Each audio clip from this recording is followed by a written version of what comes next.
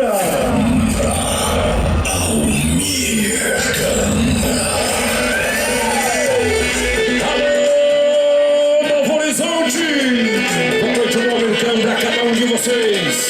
grande disputa Novo Horizonte, o prefeito municipal Toninho Belão, também Roberto Biasi, toda a equipe da Mix Estrutura, a equipe do Pissolati. Vamos a partir de agora continuar junto com a Cerveja Cristal e TNT em cima da pinta. Esta é a festa de Novo Horizonte. Vai continuar!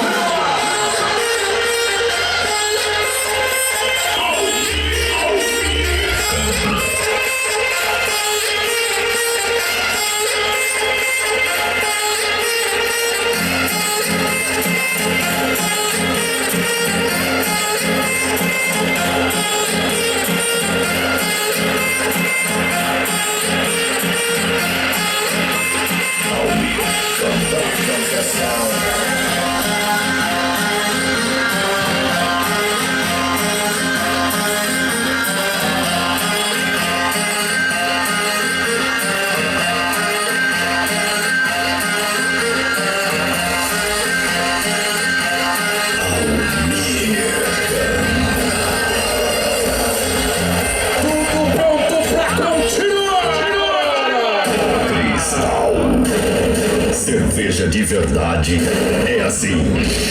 TNT Energy Drink. A maior picape do Brasil. Grife Os Vaqueiros. Coleção Almir Cambra. Dourando Botas. G5. Chapéus pra lana. Laticínios Lactibon. Master Fivelas apresentam Almir Cambra, o mais premiado do Brasil. Tetracampeão, troféu Arena de Ouro, troféu Adriano Moraes, diploma Orestes de Ávila, campeão equipe Roseta, bicampeão Fivela de Prata. Não há tempo para mais nada, porque vem aí Almir Cambra. O locutor mais técnico do Brasil.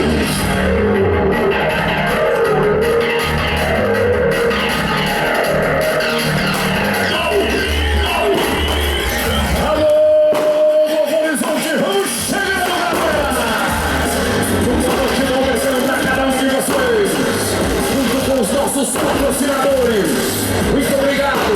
Esse povo arrojado demais. Aí, a força do nosso Brasil. O Brasil André de caminhão. Estamos chegando também para cumprimentar o povo de Novo Horizonte. Essa galera, os nossos camarotes. Ao povo arrojado demais. Sejam muito bem-vindos a esta festa Expo Novo Horizonte. Esse povo que está feliz. Esse povo que está arrojado. Esse povo que gosta do rodeio. Festa em cima da pinta pra nós. Uma festa pronta. Uma festa que nós estamos aqui